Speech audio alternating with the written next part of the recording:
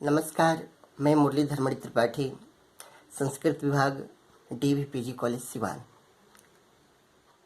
आज महाकवि कालिदास प्रणीत अभिज्ञान शाकुंतलम के अति ही महत्वपूर्ण जो चतुर्थ अंक बतलाया गया है, उसी के श्लोक चतुष्टय के व्याख्यान क्रम में आज मैं एक अन्य श्लोक के साथ आज पुनः उपस्थित हूँ। कहा जाता है, कालिदास सर्वस्वम अभिज्ञान शाकुंतलम तत्रापि चतुर्थो अंकः तत्र श्लोक चतुष्टयम्। यदि महाकवि कालिदास की सप्तविध कृतियों में, सप्तविध रचनाओं में यदि सर्वोत्कृष्ट सर्वोत्तम सर्वस्वभूत अगर कोई ग्रंथ है तो वह अभिज्ञान शाकुंतलम है। और उस अभिज्ञान शाकुंतलम में भी 7 अंक है। उस 7 अंकों में से जो हृदय स्थल स्वरूप जो चतुर्थ अंक को बतलाया गया है, और चतुर्थ अंक जो है उसमें से 4 जो श्लोक है, 4 श्लोकों को और महत्वपूर्ण बतलाया गया है। यदि उन 4 श्लोकों की महत्ता के साथ साथ उसके महत्व को प्रतिपादन करते हुए अगर किसी से कहा जाए कि उसमें कौन महत्वपूर्ण है तो कहना मुश्किल है। तदपि यास्यत्यद्य इति तत्रापि श्लोकः सर्वमनोहरः। यह प्रकृत जो श्लोक है जिसको मैं अभी आपके सम्मुख प्रस्तुत करूंगा, वह श्लोक अत्यधिक महत्वपूर्ण, वह प्राण स्वरूप है इस अंक का, इस श्लोक चतुष्टय का। प्राणभूत इसलिए माना जाता है क्योंकि आज शकुंतला की विदा होने की प्रसंग है। धर्मपिता महर्षि कर्ण आज अपने आश्रम में सबके साथ समले के वन्य जीवों के सहित समले के सभी पशु पक्षियों से लाड़ लड़ाने वाली आज वह शकुंतला सबको छोड़ करके, सबको अकेला करके आज वह अपने पति दुष्यंत के घर को जाने वाली है। और अपने इस धर्म पुत्री को अपने पति घर विदा करते हुए उसके प्रेम वात्सल्य प्रेम से विह्वल होकर के पिता के अंतर्मन में जो एक उसके प्रति जो एक अनन्य वात्सल्य का प्रेम जो मरता है, उस मरते प्रेम से उनकी करुण अवस्था को प्राप्त हो चलते हैं। उनकी भावनाएं, उनकी संवेदना भाव को अत्यंत समले के सरस और बड़ी करुणा से युक्त कर देती है। उसके स्नेह का समले के नितांत अभाव प्रतीयमान होगा, ऐसे प्रतीत होकर के आज वह शकुंतला के प्रति उनके जो हृदय में उमड़ते जो भाव हैं, उस भाव को महाकवि कालिदास ने बड़े ही सुंदर और बड़े ही संवेदना से परिपूर्ण इस श्लोक की उन्होंने रचना करी है। वह श्लोक शार्दूल विक्रीडित छंद में उन्होंने कही है।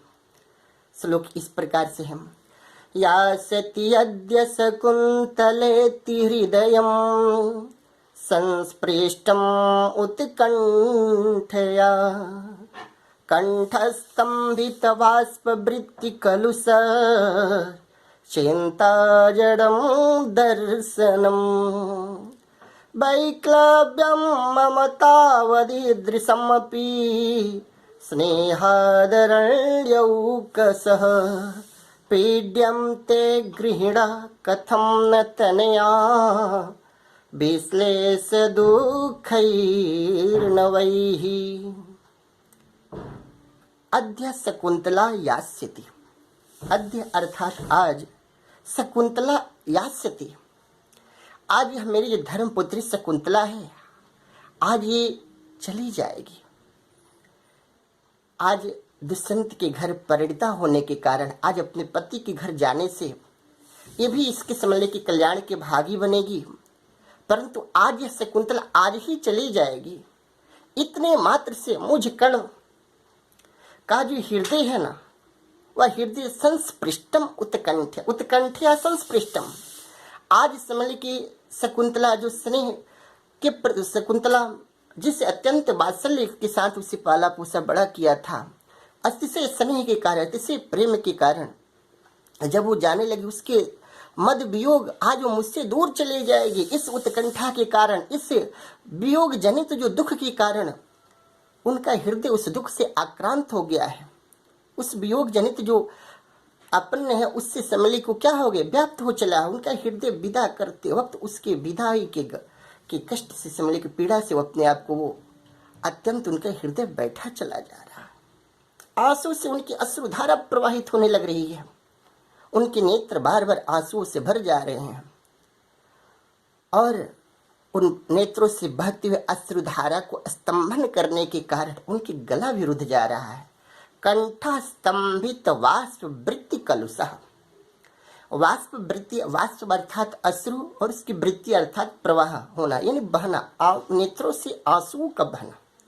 नेत्र से अश्रुओं के संपात से उसको निरंतर वो बोल नहीं पा रहे थे, उसको निरंतर बहने वाले आंसुओं को रोकने से, उसके स्तंभन से उनकी गला क्या हो गया, अवरुद्ध हो चले हैं।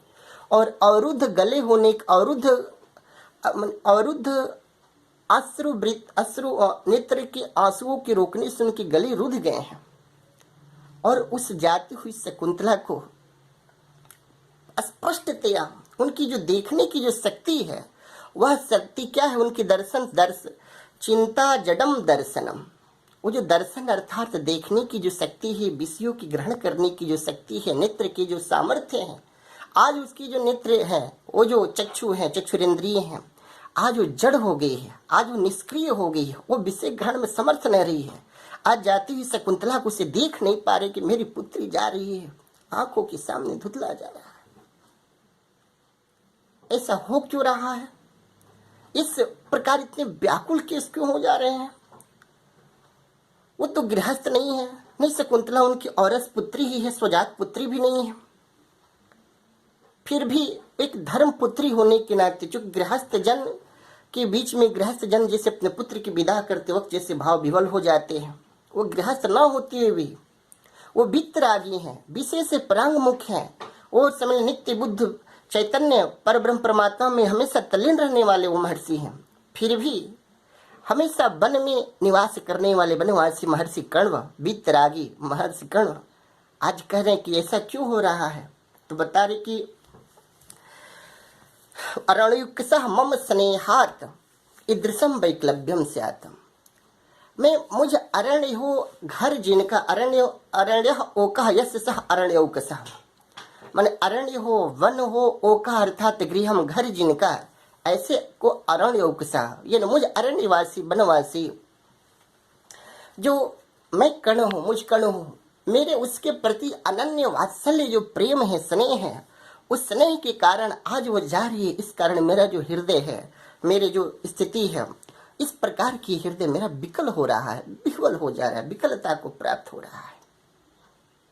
जब मुझ जैसे महर्षि की इस प्रकार की स्थिति है, तो गृहस्थ जन की क्या स्थिति होगी? तो जो गृहिणः तनया विश्लेष दुःखैः पीड्यन्ते गृहिणः कथम न तनया विश्लेष दुःखैर्न वैः। गृहिणः जो गृहस्थ जन है, जिन्होंने अपने पुत्री को जन्म दिया, अपने पाल पोस कर बड़ा किया, जब वो अपनी पुत्री को जब विदा करते होंगे, ऐसे जो गृहस्थ जन हैं, जो अभिभावक वृंद हैं, जब वो अपने पत्री को विदा करते होंगे, परिणय उपरांत, विवाह के उपरांत अपनी पुत्री को विदा जनित जो कष्ट है, वो कष्ट को देख करके भला वो कैसे पीड़ित नहीं हो सकते हैं? अर्थात निश्चय वो अवश्य ही पीड़ित होते होंगे, अत्यधिक पीड़ित होते होंगे। इस प्रकार यह श्लोक संपन्न होता है। महर्षि कर्ण को अपने धर्मपुत्री शकुंतला को विदा करते हुए इनके हृदय में अपार कष्ट है।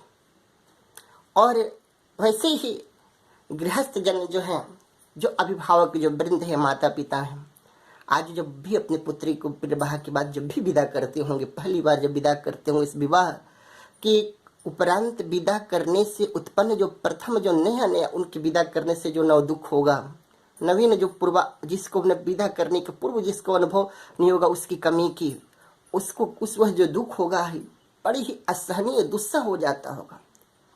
अतः इस महर्षि कर्ण की पीड़ा से उस गृहस्थ जन की जो विवाह के उपरांत जो विवाह के बाद से जो विदा है करने के बाद से जो वियोग जनित जो नवानुभव पूर्व अनुभूत जो कष्ट है, वह कष्ट अत्यंत महनीय है।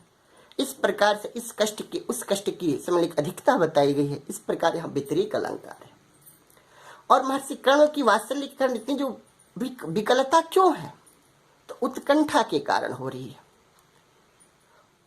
कि आज वह चली जाएगी और आज ही जाएगी।